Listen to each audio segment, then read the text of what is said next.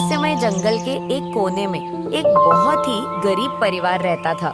परिवार का मुखिया था धनीराम, जिसकी एक छोटी सी झोंपड़ी में पत्नी और एक बेटा चिंटू रहता था। घर में खाने पीने की भारी कमी थी। माँ, मुझे बहुत जोर से भूख लगी है। माँ चुपचाप चिंटू का मुंह देखने लगती है। आंखों में बेबसी झलकने लगती है। रुको बेटा, तुम्हारे पापा अभी आते ही होंगे। सुबह सुबह काम पे निकले थे, अभी तक लौटे नहीं। पता नहीं क्या हुआ होगा। माँ, मुझे खाना दे दो ना, भूख लग रही है माँ। हे भगवान, मैं क्या करूं? ये बच्चा चुप होने का नाम नहीं ले रहा, और घर में तो अनाज भी कल रात को ही खत्म हो गया था। अब मैं इसे खाना कहाँ से दूं? हे ऊपर वाले, ये कैसी परीक्षा ले रहा है तू? सुबह से काम की तलाश में भटक रहा हूँ, लेकिन अब तक कुछ हाथ नहीं लगा। घर पर मेरे बच्चे भूखे होंगे, अब क्या करूँ? कुछ समझ नहीं आता। धनीराम चलते चलते काफी दूर निकल आता है। तभी उसे एहसास होता है कि वह गलत रास्ते पर आ गया है। उसे अब घर का रास्ता याद नहीं आ रहा। अरे, ये मैं कहाँ आ गया? लगता है रास्ता भटक गया। चलो आगे बढ़कर देखते हैं, शायद कोई रास्ता मिल जाए। जैसे ही धनीराम कुछ और आगे बढ़ता है, वह एक घने और डरावने जंगल में पहुंच जाता है। अचानक उसे किसी के दर्द में कराहने की आवाज सुनाई देती है। वह चारों ओर देखने लगता है, लेकिन उसे कोई दिखाई नहीं देता। कोई है? मेरी सहायता करो, कोई तो मेरी मदद करो। धनीराम घबरा जाता है।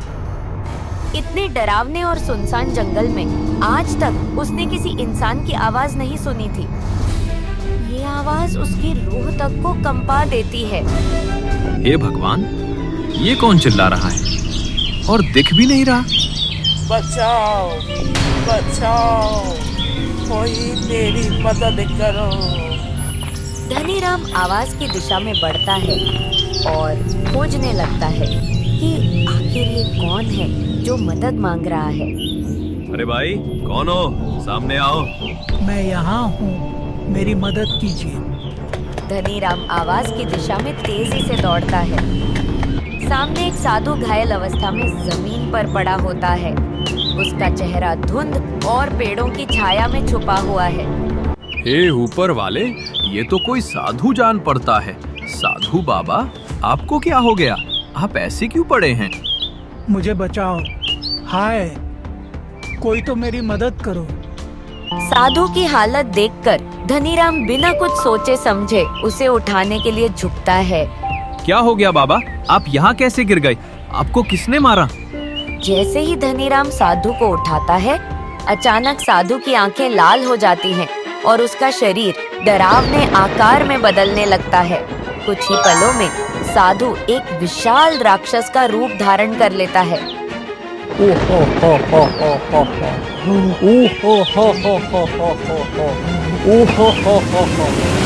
बचाओ, कोई तो बचाओ इस राक्षस से। हे ऊपर वाले, मैं कहाँ फंस गया? मैंने तेरा क्या बिगाड़ा है राक्षस? मुझे मत मारो।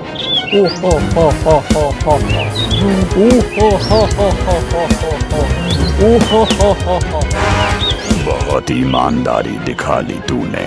चल अब आजा, बहुत दिन हो गए, कुछ खाया नहीं है। बचाओ, कोई मुझे बचाओ।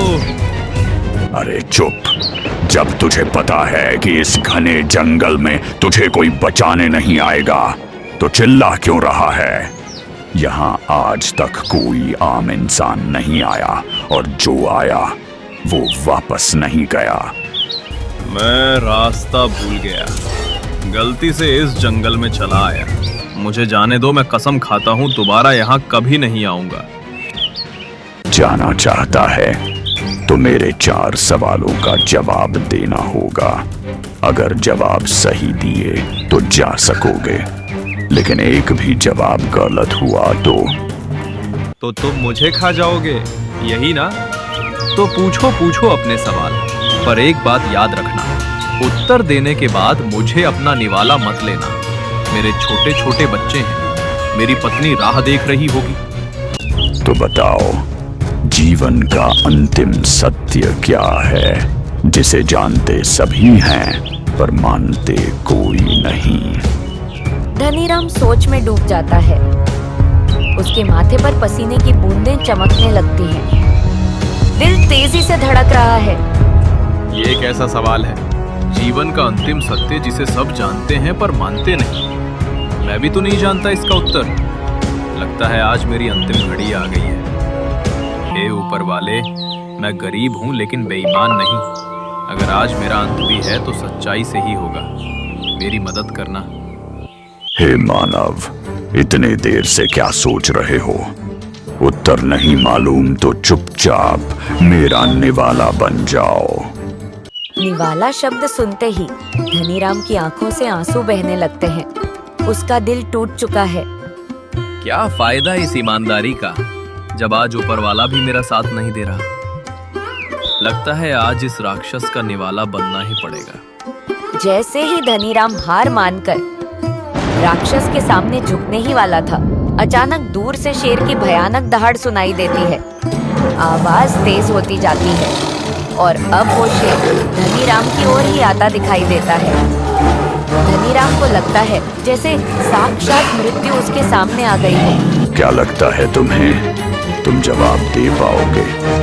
मैंने तो पहले ही कहा था, चुपचाप मेरा निवाला बन जा। मुझे तो साक्षात मौत दिखाई दे रही है राक्षस, जो ठीक मेरे सामने है।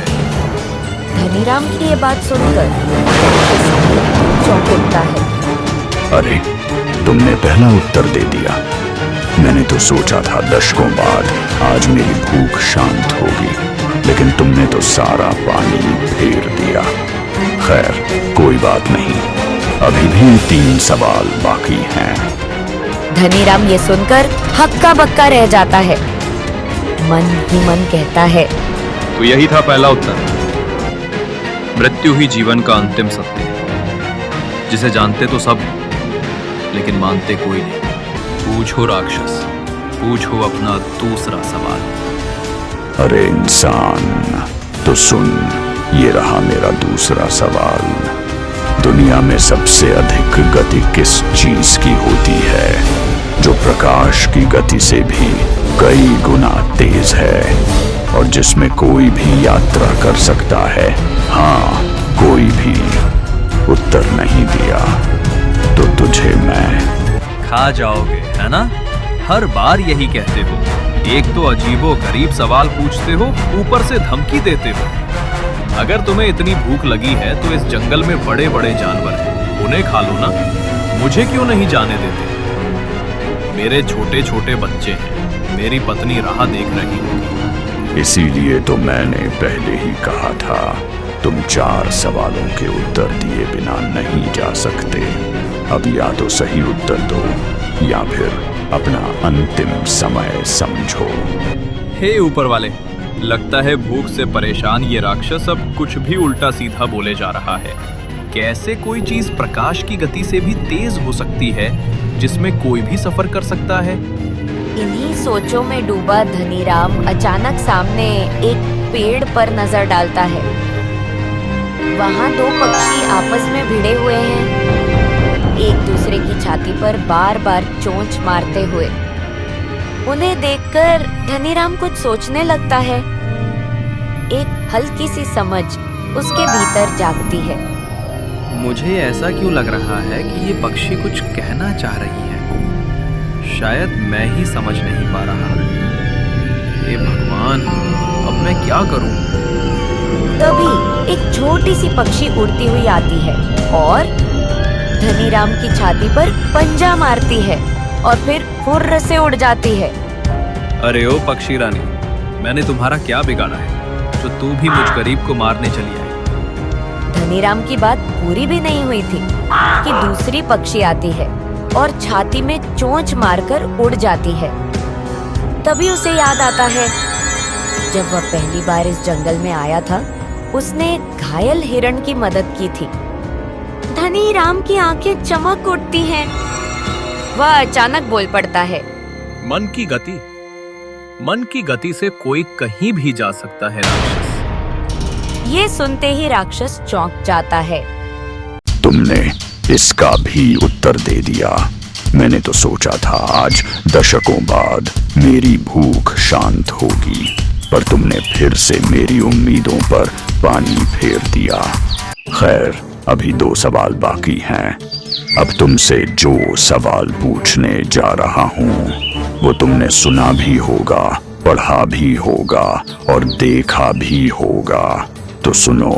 मध्य कटे तो सास बन जाऊं, अंत कटे तो सार समझाऊं। मैं हूँ पक्षी, रंग सफेद, बताओ मेरे नाम का भेद। अरे बाप रे, ये राक्षस तो और भी अजीबोगरीब पहेली लेकर आया है।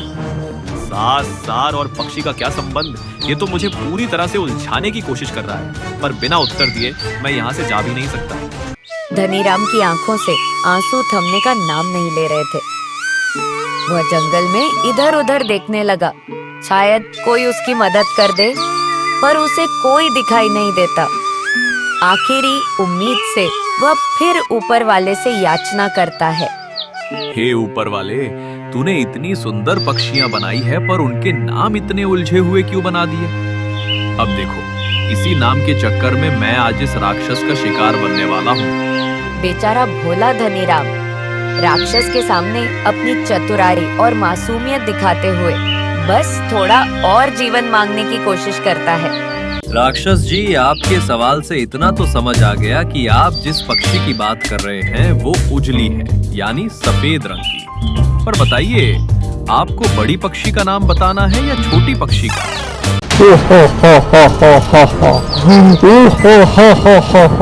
किसी का भी नाम बोल, पर ध्यान रहे उत्तर सही होना चाहिए। अगर गलत हुआ तो मैं तुम्हें खा जाऊंगा।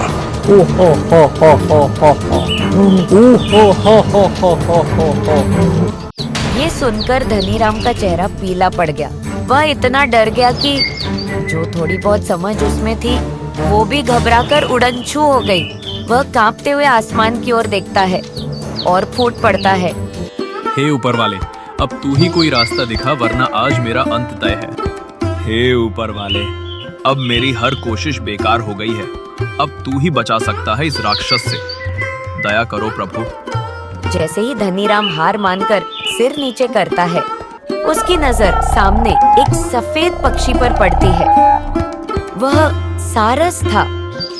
उसे अचानक कुछ याद आता है और वह तुरंत बोल पड़ता है।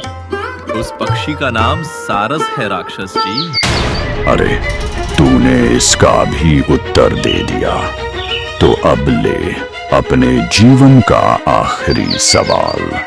शुरू कटे तो कान कहलाऊं, बीच कटे तो मन बहलाऊं। तुम्हारे परिवार की मैं करूं सुरक्षा, बारिश आंधी धूप से रक्षा। बताओ क्या है? ऐसी कौन सी चीज है जो मेरे परिवार की आंधी, बारिश और धूप से रक्षा करती है? वो बहुत सोचता है। उसे अचानक अपने बच्चे का भूखा चेहरा याद आता है। सोना शब्द मन में आते ही उसे कुछ और याद आता है और वो झट से बोल उठता है। राक्षस जी, आपके अंतिम सवाल का उत्तर है घर। हाँ, घर, जो मेरे परिवार को आंधी, बारिश और धूप से बचाता है। ये सुनते ही राक्षस का रूप बदलने लगता है।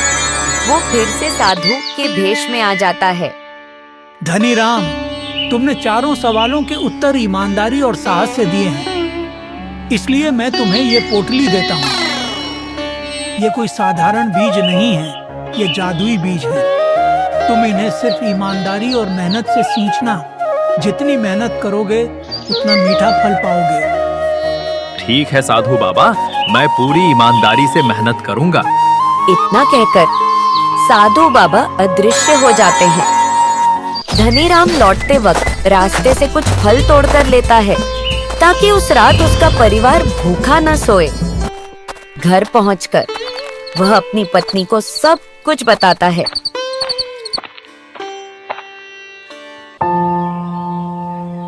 हे जी सुनिए, सुबह हो गई, खेत पे नहीं जाना है क्या? अरे हाँ भाग्यवान, जाना तो है, नहीं तो बीज खराब हो जाएगा। बीज तो आज ही बोना है। धनीराम और उसकी पत्नी खेत में जाते हैं, जादुई बीज बोते हैं और दिन रात अच्छे से रखवाली करते हैं। कुछ ही दिनों में